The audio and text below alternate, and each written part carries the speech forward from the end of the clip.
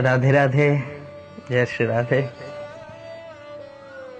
हमारे ब्रजमंडल में एक से एक बड़े दिग्गज संत महापुरुष हुए हैं और होंगे।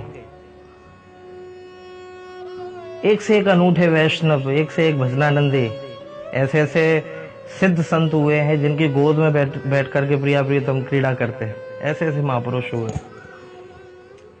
बरसाने में हमारे श्री रमेश बाबा जी महाराज अभी जो विराजते हैं मान मंदिर में, हा, श्री विनोद बाबा जी महाराज, क्या बात है, अच्छे रसिक संत हैं, वैष्णव हैं, जिन्होंने वैष्णव और रसिक संतों के शब्द के मायने को सार्थक किया। ऐसे ऐसे महापुरुष। एक आज मुझे भाव स्मरण में आया, श्री विहर जी तुम जानो, काफी पुरानी बात है। बरसाने में एक संत रहा करते थे, गृहस्थ थे वो, वैसे स्वभाव से संत थे। बहुत ही अद्भुत उनकी मनस्थिति, जिनका नाम था श्री ब्रजदास। नाम था उनका ब्रजदास। पत्नी का शरीर बहुत पहले पूरा हो गया उनका, और बरसाने में रहते हैं। लेकिन क्या गजब की निष्ठा बरसाने के प्रति, क्या गजब का भाव। आप लोगों को ताज्जुब होगा कि किशोरी राधा रानी को वो अपनी बेटी मानते थे। हाँ, ब्रजदास जी श्री प्रिया जी को अपनी बेटी मानते थे। हा, बड़ा सुंदर और संतुलित जीवन उनका। लेकिन एक दुर्गुण जीवन में था, बहुत गरीब थे, बहुत गरीब थे। आजकल के परिवेश और परिप्रेक्ष्य में मैं कहूँ तो गरीबी एक बहुत बड़ा दुर्गुण ही है। हाँ, बहुत बड़ा दुर्गुण ही है गरीबी। तो वो ऐसे ब्रजदास, इनकी निष्ठा का क्या कहना है। और कमाल की बात, बनते हैं लाख रिश्तेदार जबकि जर पास होता है, टूट जाता है गरीबी में जो रिश्ता खास होता है। किसी प्रकार का कोई अवलंब नहीं, कोई सहारा नहीं, बस जीवन निकल रहा है श्री किशोरी जी के हवाले से, श्री ठाकुर के हवाले से। एक बहुत अच्छे संत हुए, कवि हुए, श्री दादू जी महाराज। तो उन्होंने बड़े प्यारे भाव लिखे हैं राजा अकबर को संबोधित करते हुए कि मात कहे मेरो पूत सपूत है, बैनी कहे मेरो सुंदर भैया, तात कहे मेरो है कुल दीपक, लोक में लाज को अधिक बढ़ैया, और पत्नी कहे मेरो प्राणपति, जिनकी जाकी में लेऊं बलैया, पर कवि गंग कहे सुन शाह अकबर, जिनकी गांठ सफेद रुपैया। ये सारे संबंध मालिक कब तक हैं? जब तक पैसा पास में है। बाकी तो पैसा पास नहीं और सब कुछ, कोई पास नहीं। अगर पैसा पास नहीं तो कोई पास नहीं। बहरहाल वो ऐसे गृहस्थ का पूर्ण आनंद। उनकी एक बेटी थी जिसका नाम था रतिया। थोड़ा प्यार से सुनिएगा आप सभी। बेटी थी जिनका नाम था रतिया। अत्यंत गरीबी, अत्यंत गरीबी। ये जेठ का महीना आया, भीषण गर्मी पड़ती है। आप तो जानते हैं भारतवर्ष में, वो भी उत्तर प्रदेश में, क्या कहना है, भीषण गर्मी। क्या बात है।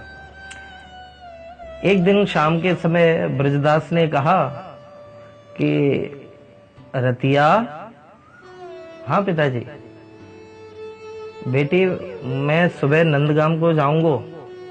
ब्रजदास कहते हैं, बेटी मैं सुबह नंदगाम को जाऊंगा। तो रतिया ने सुनकर के कहा, पिताश्री आपके लिए कुछ भोजन इत्यादि तैयार कर दूं?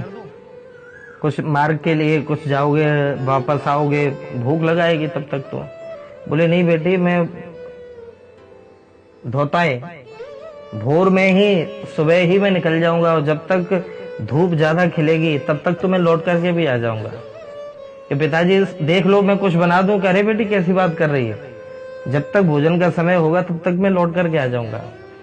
और सवेरा हुआ, सज्जनों ब्रजदास रतिया से विदा लेकर के निकले, हाथ में भैंत और ताज्जुब की बात देखिए, कुछ किशोरी जी की, कुछ ठाकुर की ऐसी लीला कि नंदगांव से बरसाने से निकले ही थे, कोई रोड तो तब थी नहीं, कच्चा रास्ता जो जिसको गांव में दगरा बोलते हैं, दगरा, जिसमें मिट्टी मिट्टी धूल ही धूल। ब्रजदास चले जा रहे और बरसाने से निकले ही थे तो कमाल की बात, एक अत्यंत बुजुर्ग साधु हाथ में डंडा लेकर के, भगवा वस्त्र है, आहा हा हा हा, राधे कृष्ण कृष्ण कृष्ण राधे राधे, राधे श्याम श्याम श्याम राधे राधे जपते हुए जा रहे थे वो। तो महात्मा ने जैसे ही ब्रजदास को निकलते हुए देखा तो सवेरे सवेरे का समय कहा, अरे भैया कहाँ जा रहे हो, कहाँ जा रहे हो? तो ब्रजदास ने हाथ जोड़ करके कहा, बाबा मैं नंदगाम जा रहा हूँ, कछु काम है, वाके ताई नंदगाम जा रहा हूँ मैं। वो महात्मा ने कहा कि भैया तेरो ठाकुर जी भलो करेंगे, मेरो शरीर ज्यादा बूढ़ो है, ज्यादा वृद्ध है मेरो शरीर, ऐसा कर भैया मैं तो ते विनती करूं कि मेरो थोड़ा सा सहारो बन के तू चल, और तेरे सहारे से मैं भी नंदगाम पहुंच जाऊंगा भैया, ले चलेगो मोए। अब ब्रजदास ऐसे साधु स्वभाव के थे, ना तो थी नहीं जीवन में, अरे महाराज कैसी बात कर रहे हो, और उनकी बाह पकड़ी, हाथ पकड़ा और डंडे का सहारा लेते हुए उनको, महात्मा को धीरे धीरे लेकर के गए नंदगांव। लेकिन एक कमाल की बात कि जो समय ब्रजदास को वापस आने में भी लगता, टोटल आने और जाने में दोनों तरफ का जो समय लगता, उससे ज्यादा समय ब्रजदास को नंदगांव पहुंचने में लग गया महात्मा के साथ में।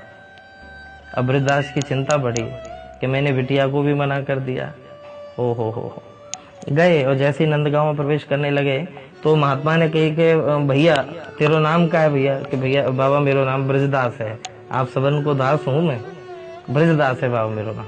अरे भैया बड़ो चोखो नाम है भैया तेरो, ऐसा कर यही मेरो आश्रम है, आ प्रसाद पा करके जाइयो, भोजन करके जाइयो,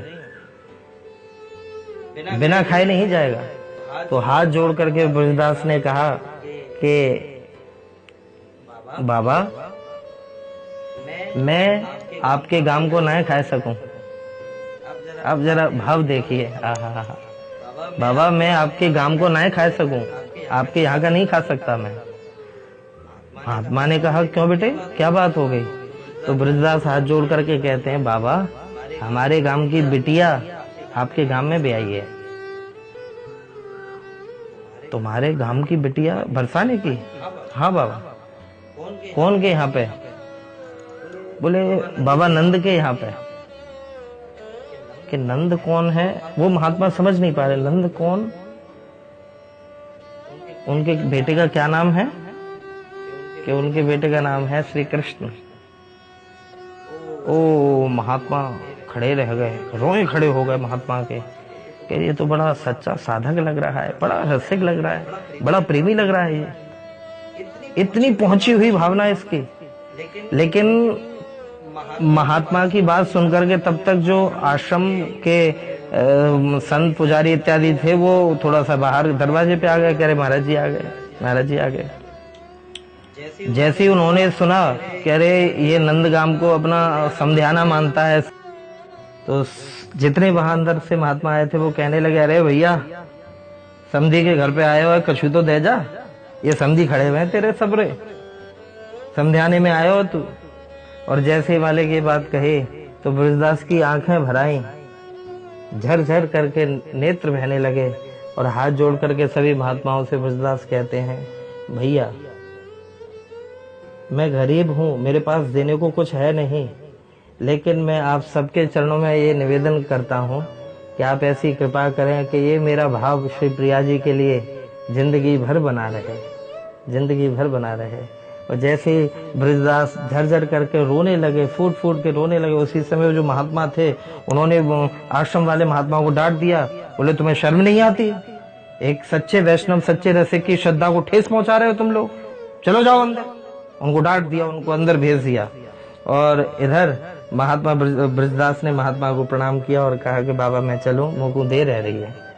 ब्रजदास गए नंदगांव में और जिनके यहाँ जो काम था वो काम किया, वहां से चले। तो उन लोगों ने भी जिद करी कि भैया ब्रजदास, हमें पता है आप खाते नहीं हो, लेकिन आज धूप बहुत है, गर्मी बहुत है, थोड़ा जलपान ले लो, कुछ अन्न ले लो। ब्रजदास ने कहा आप अन्न की कह रहे हैं, मेरी तो बेटी का घर है, यहाँ तो मैं पानी तक नहीं पी सकता। और उस निष्ठा में भरे हुए किशोर जी का ध्यान करते हुए ब्रजदास निकल पड़े।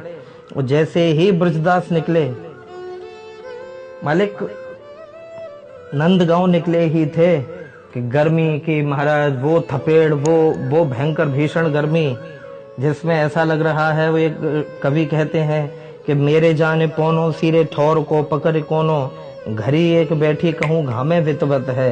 कि मुझे लगता है, कवि महोदय कहते हैं कि हवा भी इस समय किसी पेड़ की छाया लेकर के एक घली विश्राम कर रही है क्या, धूप से, इतनी तेज गर्मी। उस गर्मी में ब्रजदास किशोर जी का कीर्तन करते हुए चले। थोड़ी दूर चल पाए मालिक, तब तक पेड़ दिखा। ब्रजदास को लगा कि अब तो मैं गिर ही जाऊंगा यहीं पर। दौड़े दौड़े लड़खड़ाते हुए पैरों से पेड़ के नीचे आकर के ब्रजदास गिर पड़े, आंखें भराई और वहीं से हाथ जोड़ करके कहा, हे किशोरी जी, हे लाडली जी, मुझे लगता है मेरा आपके लिए अब ये अंतिम प्रणाम है, अब मैं बच नहीं सकता। और ये जैसी नेत्र भर करके कहा, ब्रजदास बेहोश हो गए, पड़े रह गए वहीं पर। लेकिन हमारे ठाकुर से नहीं रह गया। नंदगांव से लीला के लिए नंदगांव से श्री ठाकुर जी दौड़े दौड़े गए। और जैसे ही ठाकुर जी गए, वहां पर बरसाने में श्री जी के निज महल में पहुंचे और वहां पर राजभोग की दिव्य तैयारी हो रही थी। दिव्य किशोरी जी का राजभोग परोसा जा रहा था। कन्हैया ने देखा, कहा, किशोरी जी ये क्या हो रहा है? किशोरी राधा रानी कहती हैं, केशव क्या बात हो गई, क्या बात हो गई? कन्हैया कहते हैं, अरे देवी, यहाँ 56 भोग में मस्त हो रही आप, और वहां नंदगांव की गैल में पड़ो तुम्हारो बाप। यहाँ आप मस्त हो रही हैं, 56 भोग का आनंद ले रही हैं, और वहां तुम्हारे पिताश्री जो है नंदगांव की गैल में पड़े हुए हैं। बोले, मेरे पिताजी? कौन? तब कन्हैया गदगद होकर के कहते हैं कि वो जो ब्रजदास है वो तुम्हें अपनी बेटी मानता है। नंदगांव का वो कुछ खा ही नहीं रहा, तो इसलिए आप कुछ करिए उसके लिए। इतना जैसे सुनना था तो किशोरी जी भावुक हो गई कि मेरे पिताजी लगते हैं और भूखे पड़े हुए वहां पर। उसी समय जो 56 भोग था मालिक, उन्हीं में से पात्र लिए, बढ़िया 56 भोग लगाया, थाली में जितना भी प्रसाद आ सकता था, जल का पात्र लिया और किशोरी जी चली। मन में भाव आया कि इस वेश से जाऊंगी तो वो और भी दुखी होंगे, कैसी भरी धूप में मेरी बिटिया परेशान हुई। राधा रतिया का ही वेश धारण कर लिया किशोरी राधा रानी ने। रतिया का वेश धारण किया और चुन्नी में लपेट करके बर्तन प्रसाद लेकर के वहां पर प्रकट हुई, जहाँ बेहोश पड़े हुए हैं ब्रजदास, और सर पर हाथ घुमाते हुए कहा, पिताश्री, पिताजी। और जैसे ही मेरे भाई ये शब्द सुने तो मृतक जी आवनी गिरा सुहाई, श्रवण रंध्र वह और जब आई, तो हृष्ट पुष्ट तन भय सुहाए। आहा, मानो अभय भवन से आए। ऐसा लग रहा है जैसे किशोरी जी ने ब्रजदास के सर पर हाथ फेरा, ब्रजदास के नेत्र खुले, और जैसे अपनी बेटी को देखा तो हिलकियां भर भर के ब्रजदास रो पड़े। बेटी को चिपका लिया, बेटी आज तू नहीं आई है, आज तू मेरा प्राण लेकर के आई है। आज तेरे पिताजी शरीर छोड़ जाते अगर आज तू नहीं आती। कि पिताजी, मैंने तो सुबह ही आपसे कहा था कि आप थोड़ा सा जल ले लो, अन्न ले लो कुछ, आपने मना कर दिया कि कुछ नहीं चाहिए, मैं आ जाऊंगा। अब आप नहीं आए तो मुझे चिंता हुई कि पिताजी क्यों नहीं आए, इसलिए मैंने आकर के देखा। और उसी समय वो पात्र दिए, कहा, पिताश्री आप पाओ, और जब सूर्य थोड़े से अभी गर्म है, जब नरम हो जाए तब आप जो है बरसाने आइएगा, मैं चलती हूँ। कि बेटी तू भी तो रुक जा, विश्राम कर ले। कि नहीं पिताजी, घर पे कुछ मेहमान आए हुए हैं। मेहमान आए थे ना, नंदगांव से जो आए थे ना कहने के लिए वही तो मेहमान थे। और ये कह करके किशोरी जी वहां से रतिया के वेश में चली। थोड़ी दूर जाकर के अंतर्धान हो गई प्रिया जी। इधर ब्रजदास ने प्रसाद पाया, जल ग्रहण किया, आनंद में ओतप्रोत हो गए ब्रजदास। शाम के समय कीर्तन करते हुए राधा श्री राधा श्री राधा श्री राधा कीर्तन करते हुए ब्रजदास आए और घर में प्रवेश करते ही ब्रजदास का पहला शब्द, बेटी लाली आज तेने मेरे प्राण बचा लिए बेटी, अगर आज तू नहीं आती तो मेरे प्राण नहीं बचते। ये सुनते ही रतिया ने कहा, बोले पिताजी कहाँ रहे आप आज दिन भर, सुबह से भूखे घूम रहे होंगे आप। तो ये सुनते ही ब्रजदास कहते हैं कि बेटी पागल हो रही है, अरे तू ही तो मुझे भोजन दे करके आई थी वहां पर, तू नहीं आती तो आज मेरा क्या होता। तो सुनकर के रतिया ने कहा, बोले पिताजी भांग वांग पी लिया क्या, मैं कहीं नहीं गई, मैं तो यहीं घर पे थी, आपका इंतजार कर रही थी। अरे तो ये पात्र लेकर के कौन पहुंचा फिर, ब्रजदास ने कहा। और जैसी पात्र खोले तो रतिया ने कहा, पिताश्री ये पात्र अपने है ही नहीं, ये पात्र तो किसी और के हैं। ब्रजदास खड़े रह गए, पिताजी ये मेरी चुन्नी भी नहीं है, कौन गया था तुम्हें भोजन देने के लिए। बोले बेटी गई तो तू ही थी, लेकिन मुझे लग रहा है तेरे रूप में कहीं मेरी दूसरी बेटी तो नहीं पहुंच गई वहां पर। रोने लगे ब्रजदास, रोने लगे ब्रजदास। पात्र लिए और ऊपर मंदिर में गए, जाकर के गोसाई जी से कहा, गोसाई जी ये पात्र किसके हैं। तो गोसाई जी ने कहा, अरे ब्रजदास ये पात्र तुम्हारे पास कहां से आ गए, ये पात्र तो हम सुबह दोपहर से ढूंढ रहे हैं, ये पात्र तो श्री किशोरी जी के राजभोग के थे, दोपहर के, ये राजभोग लगाया था उस समय के पात्र थे। ये सुनते ही हिलकियों से रो पड़े, धड़ाम से ब्रजदास गिर पड़े, घुटना टेक दिया, सर रख दिया, फूट फूट करके रोने लगे। हे किशोरी जी आप मुझ दास के ऊपर कृपा करके, मुझ पतित के ऊपर कृपा करके आप भोजन लेकर के पहुंचे। खुशी भी है और आज दुख भी है कि मेरी वजह से मेरी किशोरी लाडली जी को कष्ट भोगना पड़ा। भरी धूप में आए, शाम के समय रुदन करते रहे दिन भर कक्ष में बैठे बैठे, और शाम को ऐसा विरह व्याप्त हुआ कि ब्रजदास ने रोते रोते अपना शरीर ही छोड़ दिया, शरीर ही छोड़ दिया। ऐसे महापुरुषों के चरणों में कोटि कोटि प्रणाम है, जिनकी वजह से आज भी ये धरा टिकी हुई है। किशोरी जी आज भी ब्रजमंडल में, हमारे ठाकुर जी प्रियालाल आज भी कृपा करते हैं, लेकिन हम जैसे नीचों पर कृपा नहीं करते, हम जैसे पतितों पर कृपा नहीं करते। वो किसी पात्र के ऊपर कृपा करते हैं। अब वो उनका पात्र कौन है ये वही जानते हैं, दूसरा कोई जान भी नहीं पाता। बाहरी दिखावे से तो हम लोग बहुत अच्छा दिखा लेते हैं, लेकिन यहाँ का प्रेम जो होता है इसको तो केवल ठाकुर ठकुरा नहीं समझते हैं। आहा, जो कोई समझे समझो प्यारे, हमको इतनी समझ भली, ठाकुर हमरे रमण बिहारी, ठकुरायन वृषभानु लले। ऐसे सभी वैष्णव, सभी आप भगवत भक्तों के चरणों में कोटि कोटि प्रणाम। आप सभी का मंगल हो। राधे राधे।